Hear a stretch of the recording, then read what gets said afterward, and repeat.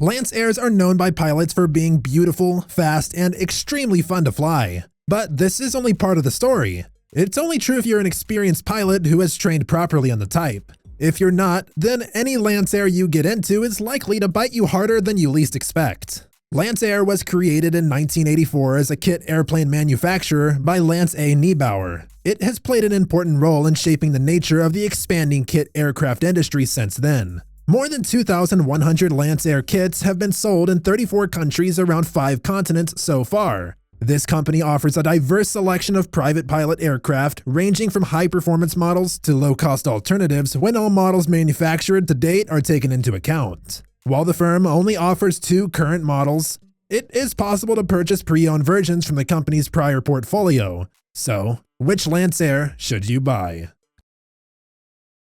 Looking at two-seaters, the Barracuda is the only one the company still offers. With a near-perfect blend of performance, comfort, and ramp appeal, the Barracuda is the ultimate personal travel machine for two, combining unbeatable speed and comfort with an unmatched level of flexibility and economy. The cabin is nicely designed. It measures 43.5 inches wide and 44.5 inches in height, providing comfort and ergonomics. Visibility is nice, unobstructed, and outstanding in all directions because of its large canopy design, which comes in handy when you are aggressively climbing after your takeoff roll. And the roomy baggage area makes it possible to comfortably stow everything for your cross-country trip.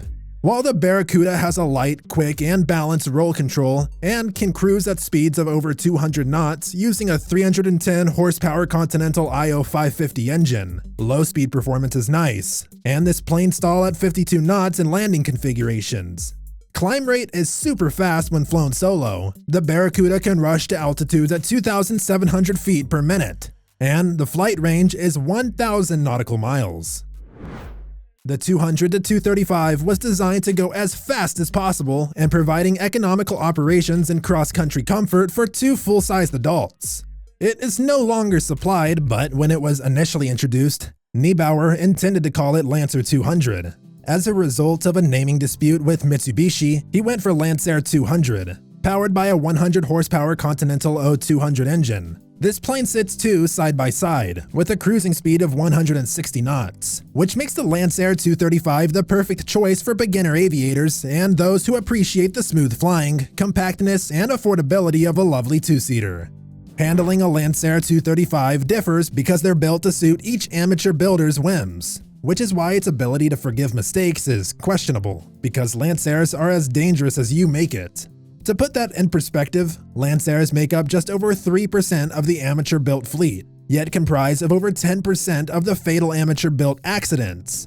However, it is also worth considering that they also tend to fly significantly more than the typical amateur-built local flights. These are cross-country machines. Looking at price points, used Lancair 235 models are still being sold today and can be purchased for around $50,000 to $70,000. Usually, they are rare to find, and I highly expect the listings below to be sold quickly. The Lancair 360 has a top speed of 226 knots. It is not a plane for a pilot who has learned to fly on a Piper Tomahawk or a Cessna 172, and never flown anything more challenging. Not without some extra training and a great deal of care.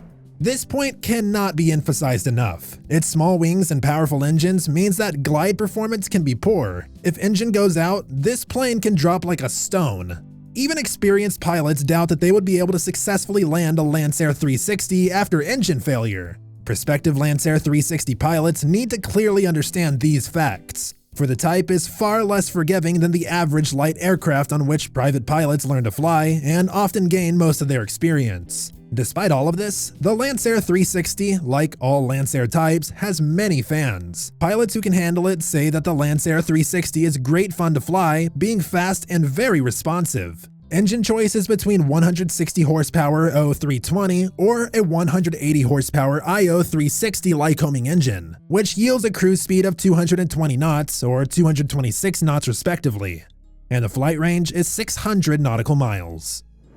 Looking at 4-seaters, the performance of the Lancair Mako is great, and it's one of the fastest 4-place airplanes in the market today. Starting with a sturdy composite airframe that's built to stringent utility class standards, the Mako is designed for the long haul. Its aerodynamic refinement aids pilots in getting the most out of every gallon of gasoline without jeopardizing the Mako's agile but gentle handling qualities.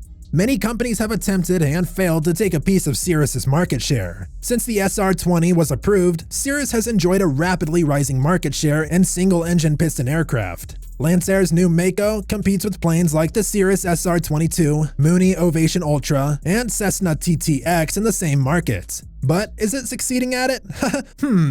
Mako's 4-seat accommodates 4 adults comfortably, with great visibility all around. Customization possibilities are endless, allowing buyers to fully personalize their planes to their taste. The airframe can support a variety of engine configurations. Currently, the Mako is available with a range of Continental or Lycoming engines that can be turbocharged or not, depending on the needs of the customer. Lancair also provides an optional auto-retracting noise gear, which adds about 12 knots to cruising performance. The cabin is larger than that of comparable aircrafts, at 46 inches wide and 48 inches high. The luggage room has also been increased to allow travelers to bring everything they need for a lengthy trip.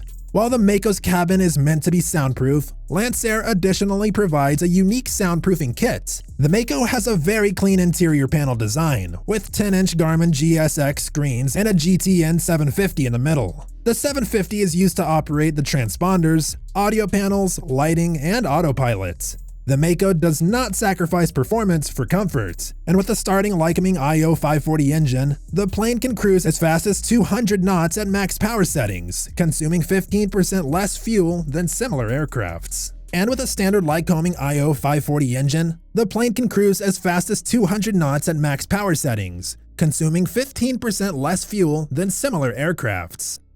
The Evolution brings a sleek, carbon fiber airframe, benign stall characteristics, advanced systems, and a powerful Pratt & Whitney engine to provide reliability and performance. It not only provides great speed, as fast as 300 knots, but it also has a wide flight envelope with a 61-knot stall speed, which is the FAA mandated number for certified single-engine airplanes. It's no longer part of Lancair because in July 2016, the company sold off the older Lancair lines of aircrafts to concentrate exclusively on the Evolution. It is worth mentioning because it shares the same DNA as every other Lancair out there. The Evolution can be fitted with the Lycoming IE2 or 3 fantastic different variants of the amazing Pratt & Whitney PT6 turboprop power plant, depending on the mission and budget of the customer. With 350 horsepower from the piston version, 550 shaft horsepower, 750 shaft horsepower, and 867 shaft horsepower respectively. From the turboprop models, the choice is not between fast and slow, but between fast and near jet speeds. The 550 shaft horsepower model burns 28 gallons per hour at 265 knots. At an economy cruise of 225 knots, fuel burn is 24 gallons per hour. Moving on to the 750 shaft horsepower version, the fuel burn at maximum cruise of 300 knots is 37 gallons per hour. At an economy cruise of 275 knots, fuel burn is 28 gallons per hour. For the 867 shaft horsepower model, the maximum cruise is 330 knots, and you're going to burn 45 gallons per hour to fly that fast. But if you throttle back to an economy cruise of 225 knots, your fuel burn is 25 gallons per hour. All the turboprop models can fly as high as 28,000 feet, with a climb rate of 4,000 feet per minute. You can get there in 11 minutes and maximum range is 1,350 nautical miles. For those that want a lot more range, the Lycoming IE2 equipped model is the best choice. Capable of carrying 4 adults in pressurized comfort for over 1,600 nautical miles, this is only the beginning of the features offered by the wonderful aircraft. Imagine no more cannulas in your nose just to get over the weather, or fussing with the kids and O2 masks while you try to climb over the turbulence. The piston-powered Evolution is the same kit as the proven turbine version, so you can be assured that the aircraft can handle anything you might encounter. Powered by the 350 horsepower Lycoming IE2 engine, the maximum cruising speed of 230 knots on a fuel burn of 23 gallons per hour of avgas, but at an economy cruise speed of 215 knots at 24,000 feet, the fuel flow is 18 gallons per hour. The range is 1,667 nautical miles, and the service ceiling is 25,000 feet. While it flies much further than the turbine models, it climbs much slower at 1,500 feet per minute. The IE2 engine is the latest state-of-the-art in aircraft piston engines. It brings the traditional aircraft piston engine into the 21st century with computer-controlled electronic fuel injection, electronic ignition, and electronic engine self-protection. Power management is simple with one lever controlling the percentage of power desired, prop pitch, and fuel flow. The engine will always determine the most efficient combination of fuel mixture, ignition timing, turbo boost, and propeller RPM for the flight conditions you request. It'll do that while determining optimum settings without hazardous fuel mixtures or ignition timing, and will avoid overheating or detonation without pilot intervention or the need to monitor the factors that cause these conditions. Performance. A major contributor to the Evolution's performance qualities is its advanced wing design. The design was optimized using X-foil analysis software and validated through wind tunnel testing. The wing is tapered and uses 4 different airfoils, resulting in a balance of desired flight characteristics tailored specifically for cruise performance, in-flight maneuvers, efficient climb, and docile low-speed handlings and stall behavior. There is no adverse yaw in 45-degree turns, and the airplane conveys a feeling of both obedience and stability. However, when heading downhill, the ailerons become noticeably heavier as airspeed increases beyond 200 knots. There are no speed brakes, and there is no need for them as the 4-blade hardtail prop flattens out and slows the airplane like an anchor. The Evolution's rapid descent profile is impressive. With gear down and full flaps, a 4,500 FPM descent at 130 knots is achievable with the aircraft trimmed out and hands-off. Moreover, its slow flight characteristics are incredibly stable, and the stall is just a slight, straight buffet. It has the ability to safely penetrate unforeseen turbulence or maneuver if necessary. In conclusion, if you're in love with experimental airplanes, Lancair is a top contender here, with a strong history and a vibrant company backing the products. The Lancair 235, 320, and 360 are 2-seaters from the early years. These evolved over time into the Lancair legacy and can be found in both fixed gear and retractable versions. While their relatively high wing loading means they ride through turbulence well, they are light on the controls. This combo results in a fun airplane, but one that can wear out even the sharpest pilot on a bumpy cross-country. Be sure to get one with autopilot.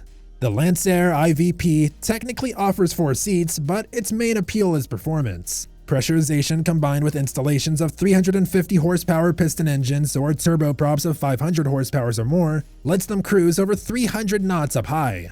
Putting the gross weight of a Bonanza on a wing area slightly smaller than an extra 300, however, makes an aircraft that's too much for some pilots. The ES looks a lot like the Cessna 350 or 400, but bears significant differences. The ESP is the pressurized version. If you can find one of these, they could be a real performer without demanding fighter pilot abilities. A good alternative to the Lancair line would be the 2-place low-wing Lancairs. There are several models on a used market at any given time. The 1 and 2 versions have smaller engines, and the 3 has the 300 horsepower Lycoming IO 540.